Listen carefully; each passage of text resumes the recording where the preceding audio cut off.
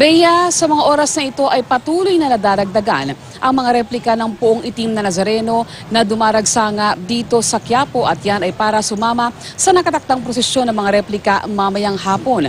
Ang mga replika aabot na nga sa higit 100. Ang mga yan ay nakapwesto sa kahabaan nitong Quezon Boulevard at ang pila ng mga replika aabot na ng Palangka at maging ng Villalobos. Ang mga replika na sakay ng mga multicab na napapalamutian ng mga bulaklak at ng mga ilaw galing pa ng iba't ibang mga probinsya. Merong lang galing ng lalawigan ng Pangasinan, Bataan at Cavite.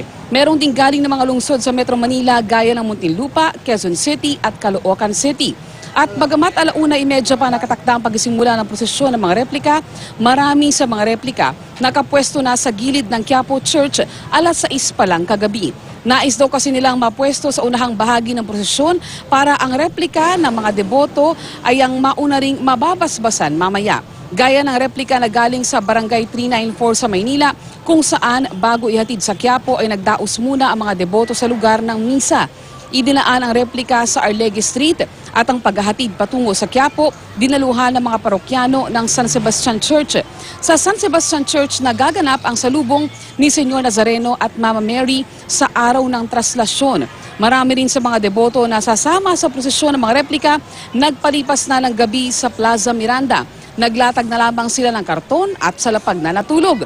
Samantala nananatili pa rin ang mga nagtitinda sa labas ng Quiapo Church pero may mga pwesto ng tindahan na nakaligpit na. Plinano kasi ng mga otoridad na ibawal muna simula mamayang hating gabi simula kaninang hating gabi kanina ang mga vendor sa paligid ng Quiapo Church. Kabilang nga sa mga itinitinda ay mga imahe ng Poong Itim na Nazareno na mabibili mula 350 pesos hanggang 6,500 pesos. Depende po yan sa laki. Meron ding t-shirt na nagkakahalaga ng 150 pesos at panyo na mabibili naman sa halagang 20 pesos. Kasi sa pamilya namin, halos lahat sila deboto. So parang napasama na lang din ako. Mendoza Plaza. Tinuloy namin yung naumpisa ng tatay ko. Meron po akong hinihiling. Masana po matupad yun.